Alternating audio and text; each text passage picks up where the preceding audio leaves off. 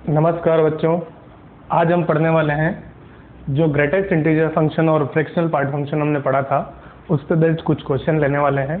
Greatest integer function और fractional part function, महत्तम पूर्णांक फलन तथा भिन्नात्मक भाग फलन, ये जो हमने पढ़ा था उसी पे हम क्वेश्चन लेने वाले हैं। फर्स्ट क्वेश्चन आप देखिएगा, देखो the number of solution of this equation, ये एक आपको इक्वेशन दी हुई है, इसके हमें हलों की संख्या ज्ञात करनी है। देखिए ये आप देखेंगे तो ये आपको क्या दिया हुआ है, GIF। ये क्या GIF दिया हुआ है, GIF दिया हुआ है।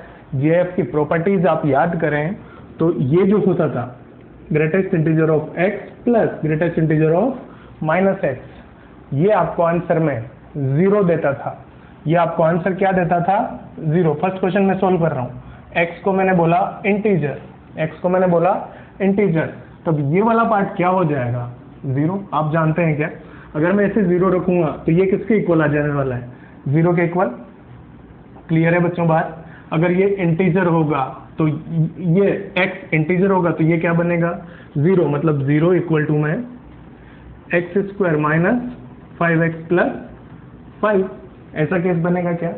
नेक्स्ट सेकंड केस, जब x इंटीजर ना हो, x does not belongs to integer, तब ये क्या बनता था, -1। आपको याद आ रहा हो हमने प्रॉपर्टीज पढ़ी थी, उसमें ये क्या बन जाता था, -1 बनेगा। देखिए x square minus 5x plus 5, minus को उधर भेज दें, इक्वेशन क्या मिल जाएगी, x square minus 5x plus 6 equal to में 0। इसे अगर आप फैक्टराइज करेंगे, इसे आप फैक्टराइज करेंगे तो x minus 2 x minus 3 equal to 0, इसके फैक्टर मिलेंगे। क्लियर। यहाँ से x के दो आंसर आए आपके, 2 और 3। ध्यान से देखिएगा, हम जो केस लेके चले थे ना बच्चों, वो क्या था कि x क्या होना चाहिए था, नॉन इंटीजर, पूर्णांक नहीं होना चाहिए, पर हमारे आंसर में दोनों क्या आ रहे हैं, पूर्णांक। तो क्या हम इन्हें एक्सेप्ट कर पाएंगे, नहीं कर पाएंगे, तो ये दोनों आंसर नहीं होंगे। चलिए ऊपर वाला केस देख लेते हैं। ऊपर वाले केस में आपको जो इक्वेशन दिख रही है, x square minus 5x plus 5 equal to 0, अगर मैं धराचार्य फॉर्मूला का यूज करूं तो मुझे क्या दिखेगा, देखो -b मतलब 5 plus minus √b square 25 minus 4ac 20 upon 2, क्या दिखा, 5 प्लस माइनस √5 बाय 2। आंसर कैसे आने चाहिए थे, इंटीजर। क्या ये वैल्यूज आपको इंटीजर दिखेंगी, नहीं दिखेंगी, तो ये दोनों आंसर भी रिजेक्ट हुए। यहाँ से भी दोनों आंसर रिजेक्ट और यहाँ से भी दोनों आंसर बच्चों रिजेक्ट हुए। तो फाइनली x बिलोंग्स टू क्या मिला मुझे, 5। x का कोई भी ऐसा वैल्यू पॉसिबल नहीं है, कोई भी वैल्यू पॉसिबल नहीं है। मैं ऑप्शंस पे जाऊं तो ऑप्शन में मैं क्या टिक करूंगा, कितने आंसर हो जाएंगे, 0। कितने सॉल्यूशन होंगे इसके, 0। बात समझ में आई होगी आप लोगों को। नेक्स्ट क्वेश्चन हम लेते हैं, क्वेश्चन नंबर 2। क्वेश्चन नंबर 2 को आप ध्यान से देखें। क्वेश्चन नंबर 2 में मुझे क्या दिया हुआ है, सॉल्व फॉर x के लिए आपको सॉल्व करना है। ये जो ग्रेटेस्ट इंटीजर ऑफ -x है, इसका मुझे क्या दिया हुआ है, रेंज दिया हुआ है, मुझे x का निकालना है। क्लियर है। तो मैं क्वेश्चन में पहले ले लेता हूँ, let greatest integer of -x equal to में t। इसे मैंने क्या ले लिया, t, और यहां से आपको पता लगा होगा t बिलोंग्स टू इंटीजर, ये इंटीजर ही होगा, ये इंटीजर ही होगा। अब देखो इंटीजर कैसा होना चाहिए, यहाँ ध्यान देखें, क्योंकि ये ग्रेटेस्ट इंटीजर था इसलिए t को क्या होना पड़ेगा, इंटीजर। अब देखें यहाँ ध्यान से देखना आप लोग, मैं लिखता हूँ -2 माइनस ऑफ x 3.5। अगर बच्चों हम नंबर लाइन बना के बात करें तो ये मुझे दिखेगा -3 -2 -1 0 1 2 3 और 4, ऐसा कुछ मिलेगा। अब देखो ये जो ग्रेटेस्ट इंटीजर है ना आपका, वो क्या होना चाहिए, 3.5 से छोटा। यहाँ कहीं 3.5 आया होगा क्या, तो आप देखें 3.5 से छोटा, 3.5 से छोटा क्या होना चाहिए, सॉरी यहाँ पे मैं -x को t लेता हूँ, है ना, -x को t लूंगा तो ज्यादा बेटर होगा। -x को t लिया मैंने, है ना। अब मैं बात करूंगा डायरेक्टली t कैसा होगा, क्लियर। -x को t लेके चलते हैं, अब t कैसा होगा। अब यहाँ देखें, मुझे चाहिए 3.5 से छोटा, मतलब इंटीजर का वैल्यू क्या होना चाहिए 3। क्या इसका वैल्यू 3 हो सकता है? 3 हो सकता है। 3 होने के लिए मैं मैक्सिमम वैल्यू, देखो मैं t का मैक्सिमम वैल्यू क्या ले सकता हूँ, लेस देन 4। मान लो मैंने 3.99 भी इसके अंदर डाला होगा, तब भी ये मुझे आंसर में क्या देगा 3। और 3 क्या एक्सेप्टेबल है? एक्सेप्टेबल है। तो मैं मैक्सिमम वैल्यू t का क्या ले सकता हूँ 4। इधर देखें, मिनिमम वैल्यू की बात करनी है, मिनिमम वैल्यू -2 से बड़ा, मतलब मुझे कहाँ जाना है, -1 पे जाना है, -1 पे जाना है। मैं -1 से पीछे नहीं जा सकता हूँ, है ना। जैसे ही मैं -1 से पीछे आया हूँ इसके अंदर, देखना t की वैल्यू की बात कर रहे हैं, -1.1 कहाँ पहुँच जाओगे, -2 पे।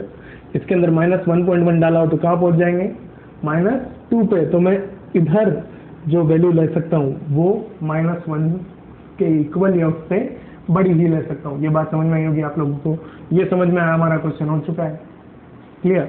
देखें अब देखो t को किससे रिप्लेस कर दूं बच्चों, -x से। तो -1 is less than, sorry -x is greater than equal to -1 and less than 4। Minus है, माइनस से मल्टीप्लाई कर दें आप, इनइक्वालिटी का साइन चेंज होगा, x ग्रेटर देन -4। फाइनली आपको x कैसा मिला, -4 से 1, -4 से 1। देखिए option A is the correct answer. Clear.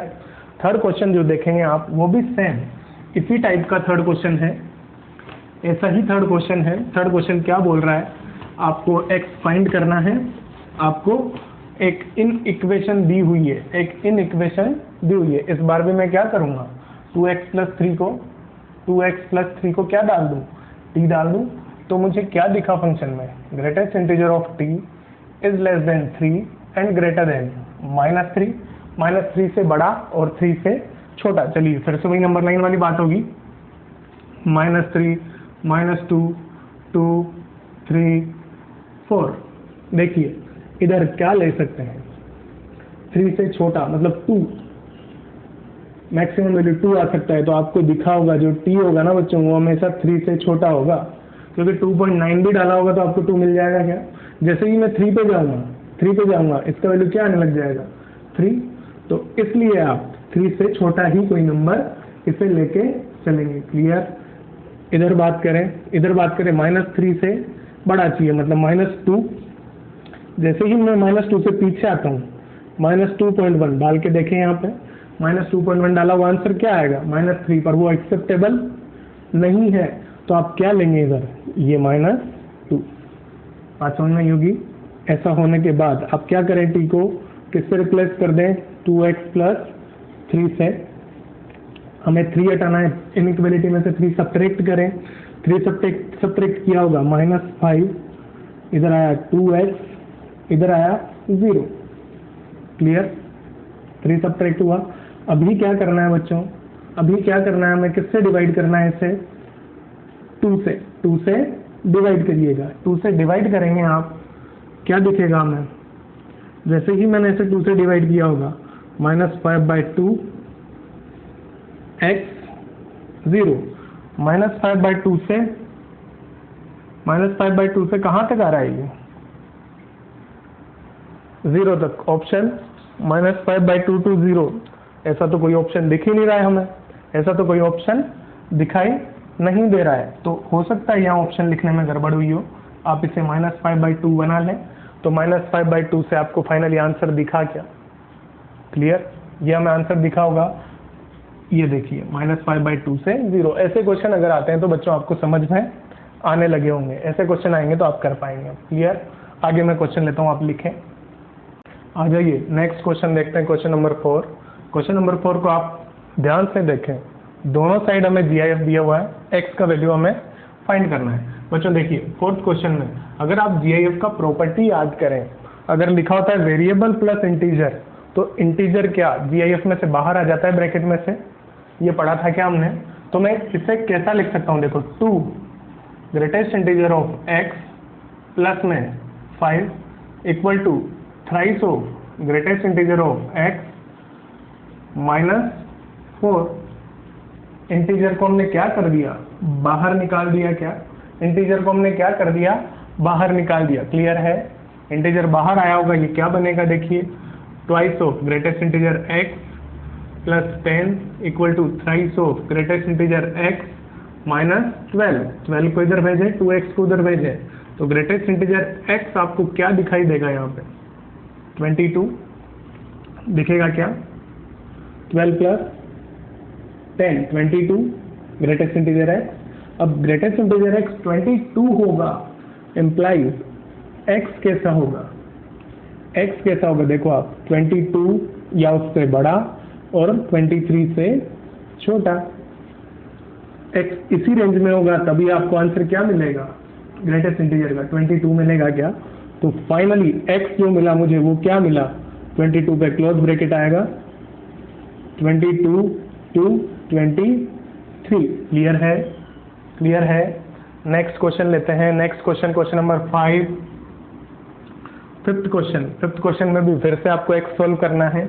मैं जो अंदर वाला पार्ट है उसे t मान लेता हूँ फिर से, mod x minus 1 equal to t, तो आपको क्या दिखा होगा, greatest integer of t is less than equal to 5, greatest integer हमारा 5 से छोटा हो, ये देखो 5 6, 5 से छोटा होना चाहिए, 5 के इक्वल हो सकता है, इसका वैल्यू आपको 5 चलेगा, 4 चलेगा, 3 चलेगा, माइनस तक कोई भी चलेगा, माइनस तक कोई भी चलेगा, क्या होना चाहिए 5 या 5 से छोटा। तो सिंपली आपको समझ में आया होगा बच्चों, जो t होगा ना वो कैसा होगा, 6 से छोटा और माइनस इनफाइनाइट से बड़ा, ये समझ में आना चाहिए, ये समझ में आया होगा, आपका काम हो जाएगा।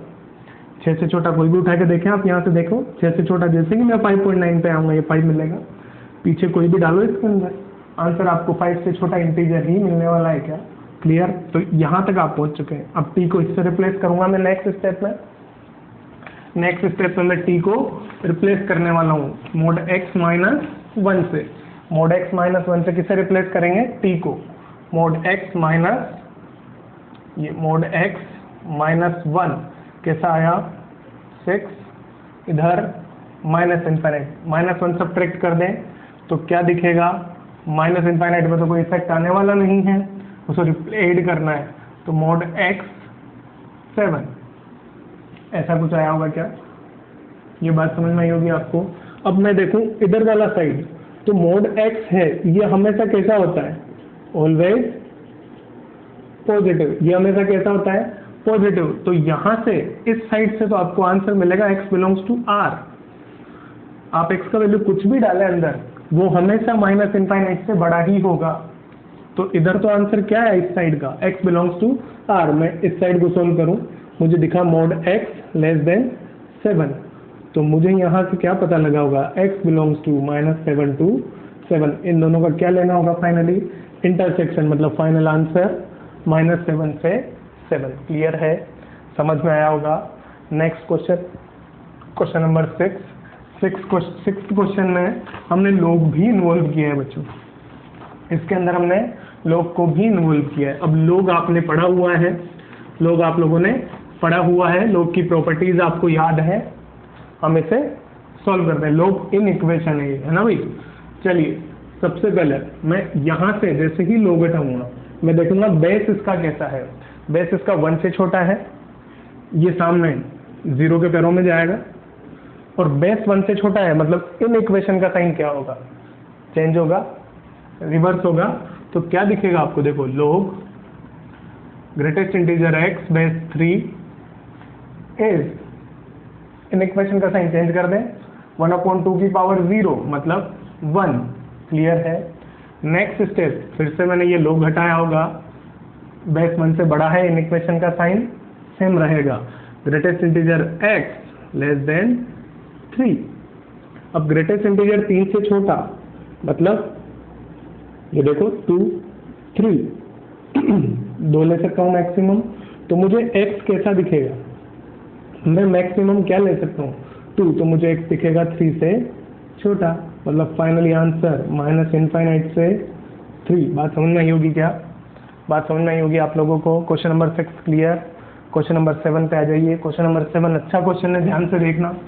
क्वेश्चन नंबर 7 अच्छा क्वेश्चन है बच्चों, ध्यान से देखिएगा आप। देखिए क्वेश्चन नंबर 7 के लिए जब मैं बात कर रहा हूँ, तो ये जो दिख रहा है ना आपको, ग्रेटेस्ट इंटीजर भी है इसमें, फ्रैक्शनल पार्ट भी है इस क्वेश्चन में, और x वेरिएबल x खुद भी दिया हुआ है, वेरिएबल x खुद भी दिया हुआ है। तो क्या मैं x को ऐसा लिख सकता हूँ क्या? अगर आप याद कर पा रहे हैं तो हम x को ऐसा लिख सकते हैं क्या? Integral part plus fractional part, clear है क्या? पूर्णांक भाग दशमलव भाग, ऐसा ही लिख सकते हैं क्या? जैसे मेरा x होता 2.3, तो क्या मैं इसे 2 प्लस 0.3 लिख पाता हूँ? क्लियर है? तो मैं x को कैसा लिख सकता हूँ? ऐसा लिख सकता हूँ। अब देखना बच्चों, यहाँ पे मैं क्या करता हूँ, ये जो इंटीग्रल पार्ट है इसे मैं मान लेता हूँ एक बार के लिए i, और ये जो फ्रैक्शनल पार्ट है इसे मैं मान लेता हूँ f। ऐसा मान लो, फ्रैक्शनल पार्ट को f लिख दिया, इंटीग्रल पार्ट को i लिख दिया। अब आपको पता है कि ये जो होता है ना f, वो 1 से छोटा और 0 से बड़ा या उसके इक्वल होता है। यहाँ तक क्लियर है? अब आगे बढ़ते हैं। आ जाइए, ये सब मैंने क्या किया, माना ऐसा कुछ, ये हमें पता है, ये हम जानते हैं। तो ये जो इक्वेशन है ना बच्चों, वो क्या बन जाने वाली है, देखिएगा 2i, इसे i लिख दिया, plus 3 times i plus f, x को तो i प्लस f लिखनी है ना हम, i plus f equal to 4 minus 5f, ऐसा कुछ दिखेगा क्या? क्लियर है? अब आप सोल्व करें इसे, 2i प्लस 3i 5i क्या दिखेगा? ये देखो 3f, उधर सामने क्या है माइनस 5f, माइनस 5f को इधर ले आऊँ मैं तो 3 plus 5 8f equal to 4। Clear है? यहाँ से मैं देखूँ अगर तो f मुझे क्या दिखेगा, 4 माइनस 5i अपॉन 8। यहाँ तक पहुँच चुके हैं। क्लियर? अब आगे देखें, आगे देखें f कैसा है, ऐसा कुछ है। तो f का वैल्यू यहाँ उठा के डाल रहा हूँ मैं, 4 minus 5i upon 8 is less than 1 और greater than equal to 0। Clear? इस इक्वेशन को मैं सॉल्व करने वाला हूँ।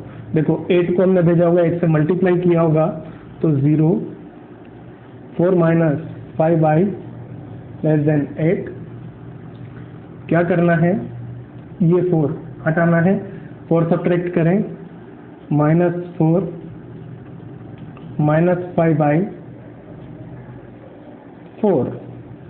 क्लियर? ऐसा ही कुछ होगा।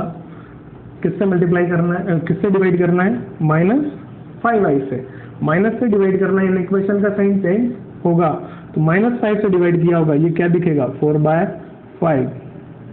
इन इक्वेशन का साइन चेंज, किससे डिवाइड करना है, माइनस 5 से, इधर क्या आ जाएगा,